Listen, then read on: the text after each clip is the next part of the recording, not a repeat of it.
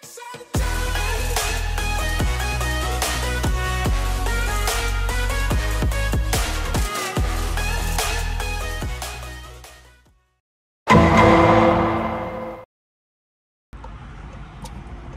right, well, we had a great day. Drove up to Catskills, New York, pretty much for this whole event. Just nice cruise. Had some fun on some back roads. Drove the car 147 miles back from Catskills. I made it 16 miles from my house, and I believe I have loose tensioners, or my timing chain is loose. What I'm doing right now is that I'm waiting for a tow truck. Well, I don't know what I'm gonna do yet. I don't know. I'm trying to figure out how to diagnose this to see what it is. Is it just the cam sensor? Is it the chains? But so far what happened was the car, I just noticed it was driving a little differently when driving normally. It was just, like every time I pressed in the clutch, the RPMs would just fall. And then when I came to a stop because I hit traffic, it said oil pressure lost, stop engine immediately. So I did that. Looked underneath the car, looked on the side of the car. I didn't hurt anything in the engine because there's no oil leaking or anything like that. So it's not like there's a hole in the block or anything like that. Then I turned the car back on. Then the EPC light comes on. The EPC light came and said, don't exceed 4,000 RPM. So I didn't exceed 4,000 RPM. Then I got a check engine light for P00114 and P00117 codes, which are camshaft timing advancement codes. So I either believe I stretched the chain, which either caused it to jump timing and now it has slack in it. The car is idling very rough. I just tried to start it. It's been okay, but I have it off right now. I'm afraid to drive it. I asked a couple of buddies of mine who are Volkswagen professionals, should I run the car? Should I not run the car? They said, no, don't run it. I got to figure out how much a tow is going to be to get this car home. And that's kind of where I'm at right now. So let's fast forward to figure out what we can do.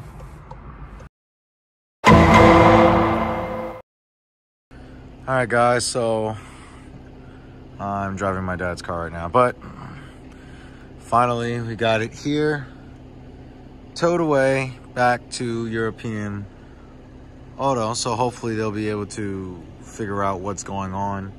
It could be as little as cam position sensors that are going bad, that are only $50, or it could be a whole timing job. And I spoke to 2 Volkswagen professionals already that they're telling me that it's more likely that the car skipped timing. So yay, that's nearly not fun. But we're gonna come back tomorrow and then we're gonna go check out what's been going on with the car. So stay tuned. Good night. All right, guys, what's up? Welcome back to, it's another day. As you guys saw last night, that's Calvin right there. As you guys saw last night, I'm actually at European Auto, as you guys can see. What you guys can't see, there's no sign. Gio needs a big sign that says European Auto.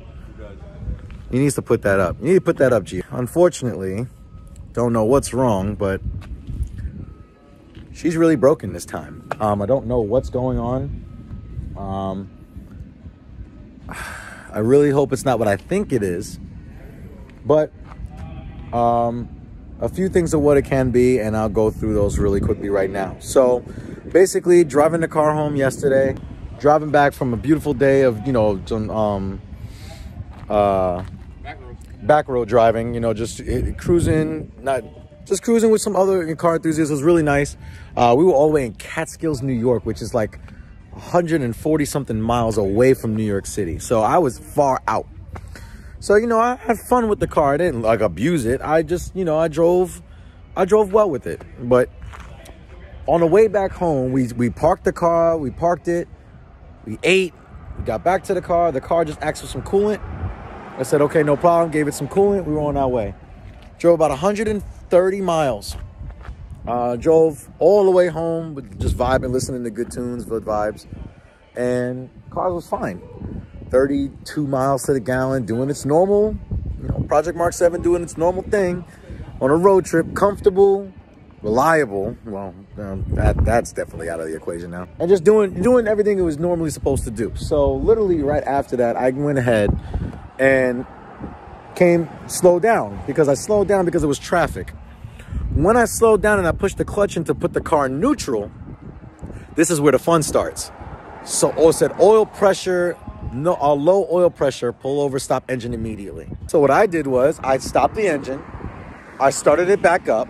If it's a real, first of all, if you know Volkswagens, if they're finicky, if something's very wrong, the light will come back. So I turned the car off while I was in the middle of the highway, turned it back on, light went away. Drove another 30 miles. It's like 100 miles in a trip. Another 30 miles, like 20 to 30 miles, drive that much more. And then, you know, I'm coming to another traffic stop, you know, another stop on the highways, traffic. Everyone's coming back to the city after a great weekend. The car threw an EPC light, solid one, not a flashing one. Flashing one, you gotta worry, but it was a solid EPC light. It said engine exceeded 4,000 RPM. So I'm like, okay. Because it was driving funny. Like every time I would shift the gear, the RPMs would automatically drop. Usually it would have like a slight hang where it would be a smooth transition, but this time it definitely wasn't. It was definitely just dropping, and I'm like, why is the car responding like that? So I'm thinking like, okay, well, something's wrong. So the EPC, like I said, the EPC light came on. Then, you know, turn the car off, turn it back on while I'm rolling. And then a check engine, the EPC light goes away, but a check engine light comes on. The oil pressure light comes back on, pull over immediately, stop engine immediately. Turn the car off, turn it back on again, check engine light with the same codes, and also the oil pressure light. So I start to proceed. The car's still running. I got the car to start again, the car's still running. So I'm pulling over to the side of the road just in case if I need a little oomph to get me to the shoulder because I was all the way in the left lane. Unfortunately, the car died. It was like and it just 0 RPMs. The steering got hard, and I'm like, okay, well, there you go. Shut up. I'm talking, you know, Humble Mechanics, Shop Dap, Gio, the owner here at European Auto. You know, shout out to them because that's, you know, we're gonna do some checks real quick right now. But really quickly, so everyone's saying the same thing. Sounds like the car jumped timing. Don't try to start it again. I was like, okay, cool, no problem. So on the side of the road, doing everything, get a tow truck, get a tow here. Long story short, I didn't get home till like 4 in the morning. Meanwhile, I get up for work at 4:30 in the morning. Gio thinks it skipped timing. I actually got a little scenario that's actually a lot worse. A lot worse to the point where you might not see Project Mark 7 on the channel again. I think it's crank walk. And what that is that there's a weak point in the block where if you push the clutch in, you're pushing the throw-up bearing towards the other side of the block. And it shifts the crank shaft back and forth. That's not supposed to happen. And the first thing that we're going to check and see if there's metal shavings is if there's major chunks, which is why I think the oil light come on. Gio mentioned, the owner of European Auto, he mentioned if the oil light came on for low pressure, it must be something blocking the pickup. Only thing I can think of that's blocking the pickup is metal. So if there's metal in the car, that means I have a very big problem, which means the engine is probably done. I know Volkswagen enthusiasts would say, and it might think I'm crazy for saying this, I hope it's timing. I hope it's just a timing job.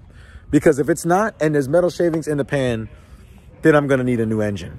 And I don't think it's worth it at that point. So I don't know what's going to happen. I don't know what we're going to do, but the car doesn't run. He's got a scanner right here, so we're going to go ahead and look at the scanner, see what the codes are. I know it's camshaft, bank 1, the other one, I forgot what the other one was. P0014, P0017. So, yeah, I got the key. So we're going to go check this out right now. This is not going to be a Monday. Fun day Monday, right? There you go, sir. So we're going to find out if it's not going to be a good day.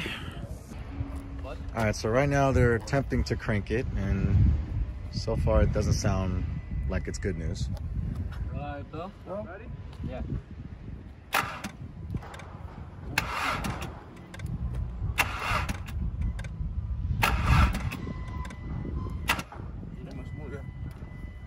Moving on the top. All right, so as you guys saw in the last clip, they tried to crank it. For whatever reason, it's not cranking. It's not a good sign, but what they're gonna do now is they're gonna check in each cylinder to see if the pistons are moving. If the pistons are moving, that means the engine is turning. So I'm just, you know, God made it sunny today, so hopefully he can make this engine turn too. Maybe it's a battery issue that's causing it not to crank so much, but we'll definitely check it out right now. But that's what they're doing. They run a baroscope, which is like a mini camera. I wish I'm making this up for you guys, but I'm not. We'll see what happens. I'm gonna let these guys do their job. Like I said, European Auto, located in Oceanside, New York. These guys are awesome. Yeah, these guys are really cool. I towed the car here last night. I was like, yo, just tow the car here. We'll deal with it in the morning. Here it is morning, well, almost afternoon. And, you know, they're looking at the car. They're trying to figure out what exactly. The goal today is to try to figure out what exactly failed and how do we go about fixing it. I wish I was more enthusiastic. I wish I was more enthusiastic about my videos like I usually am, but it's as you any of you car enthusiasts know, this is not a good day for anybody. So I never expected it to happen to me. I'm sure no one ever expects it to happen, but the car didn't even make it 100,000 miles. But you know what? Maybe it's something minor, you know. Maybe not. Well, we're gonna find out today. These guys here at European Auto are definitely gonna make it work and see what's going on. So now they're doing a compression test, and It's only like 160. Oh, 60. What you got? Like 60?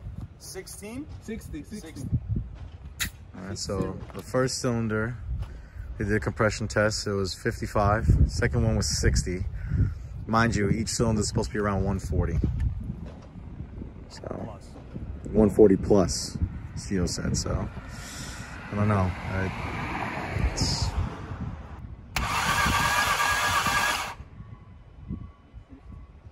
50?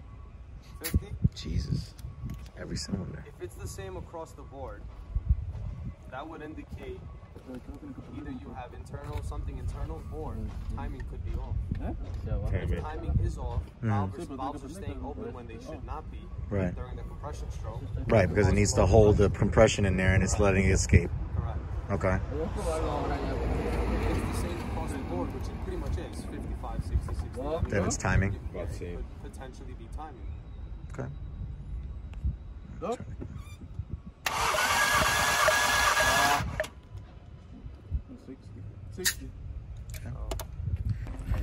All right, guys, so they just did a compression test. I believe, I could be wrong, you can, you know, bash me in the comments if you want. I believe the compression ratio for Mark 7 GTI 2017 is 9 to 9.5 to 1. And if that's the case, it should be at 140 PSI for each cylinder.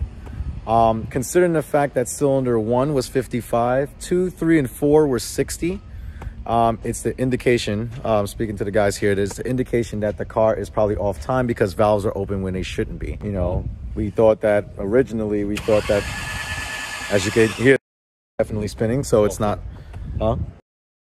Yeah, it's definitely sick right now. She's definitely sick right now. Getting a little colder out, you know, boost weather can get some people some cold without a jacket, you know, so I'm, like I said, I'm praying it's timing, and so far we're leading into the direction of timing.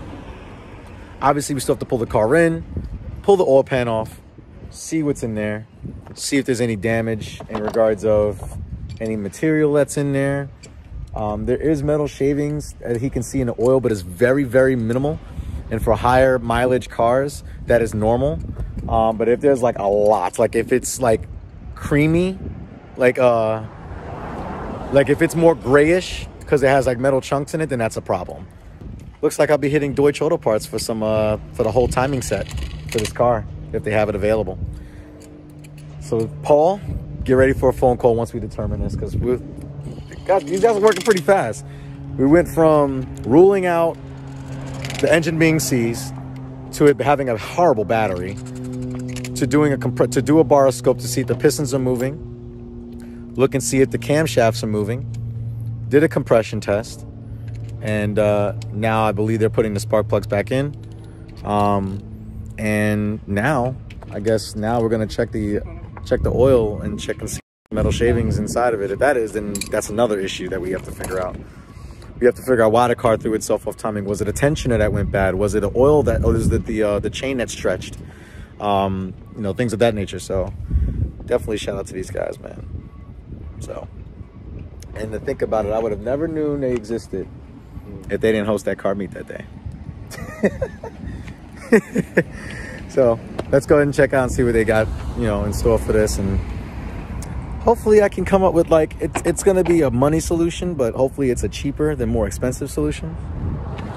So far we're ruling out it needs an engine, so that's good. But it might need new chain, the whole, if I'm doing a timing chain, if that's the only thing that it needs, I might as well just change the whole timing set. The chain, the tensioners, the guides, the sprocket. I think there is a sprocket in there.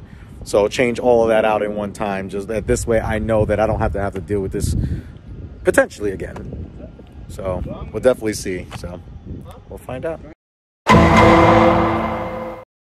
All right, guys. So it's in the evening time. I went back home, Gio, to do more. I wanted to allow Gio to do some more diagnostics on the car. As you guys can see right there, it's on the lift. So we're actually going to go ahead and go inside European Auto again to see what the damage is. I'm not really too happy about what's happening, but based on pictures that he's shown me of, like, a small thing of what it could be, and it actually turned from bad to good to bad again. So let's go inside and let's confirm everything right now. All right, guys, well, we're here at European Auto. As you guys know, Gio and everyone else took the car apart. Okay. That's the thrust bearing. That is your thrust bearing. I was expecting that to be in there. There's the O-ring for the oil pump. There's some pieces. Oh, God. There's all... Oh, it's milky. Oh, yeah. Very, very metallic-y. Wonderful. This is what we were able to find and get out of the oil pickup tube as well. Okay. Not sure what made it past it or what made it to the top, but we have about a half inch to an inch. Sorry. That sucks. Half inch to an inch. We can go up there later on and I'll depress the clutch for you and show you what it does. Okay. But damn. All right. Well, everyone was like, "Don't think the worst of it. Don't think the." I'm like, eh. Well, sometimes you can't think the worst of it, but until you figure out what's really going on. But what caused it is the question. Yeah. If I had to guess, I would say probably oil pump failure. Really? Either oil pump failure, but it's tough to make the call. This could have caused the oil pump failure, but the oil pump failure could have caused this. Right. So it goes both ways. It's very difficult to pinpoint and say exactly what caused what, because it's not very common on the later Mark 7s, as you said earlier. Yeah, it's not.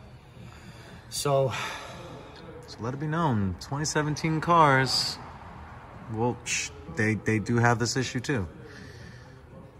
But damn, higher up in the mileage, 97,000 miles. But it might not be as common as the lower mileage on the earlier ones, yeah. Which was like, what, 15,000 it was happening? 15, 50, 30, yeah. It was sporadic, it was all over the place. It was all over the place, like the tensioners on the Mark 6s.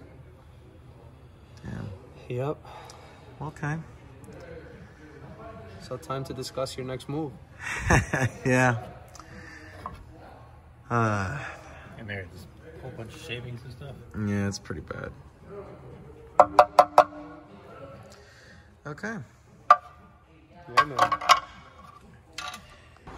All right. So pretty much we've come to the diagnosis that obviously at that last clip you saw pretty much crank off. So if you made it this far and you saw the last video, I'll put that in the upper hand corner of the screen. If you saw that last video, you realize that that was the last one before Project Mark 7 had those failures. This is the very next day, and unfortunately, it's going to be an engine. So, what does that mean for you guys? Is Project Mark 7 done, or are we continuing on with the build? I've decided we're going to be continuing on with the build, and we're going to do a full rebuild on this car. We're going to do a full engine rebuild on this vehicle on Project Mark 7. We're not going to make it go out. I can go get a Golf R and spend a crazy amount of money, but I'd rather not do that. I'd rather still, this car's been great to me for 3 years. 97,000 miles, bigger turbo, upgraded everything, all bolt-ons, crazy tune. And unfortunately, yeah, it happened. It happened. It can happen on anybody's car. So, what you guys can expect. Now we're going into the engine rebuild series. So if you made it to the end of this video, I'm glad that you did. Make sure that you like, share, and subscribe to JR14. And also, right below this video feed, or this box that you're watching right now with me on it, right below that is going to have all the merch available for you guys, all the JR14 merch. Hoodies, shirts, and socks. Currently, right now, I'm coming out with some new merch later on, but that is available for you to purchase today. So if you want to help contribute to this build, I'm not asking for a GoFundMe, but if you want to buy some merch or even just watch the videos, I greatly appreciate it. But I need you guys to subscribe. This is going to get a lot of attention, and I want it to get a lot of attention. Everything's going to be refreshed on it. Everything's going to be good on it.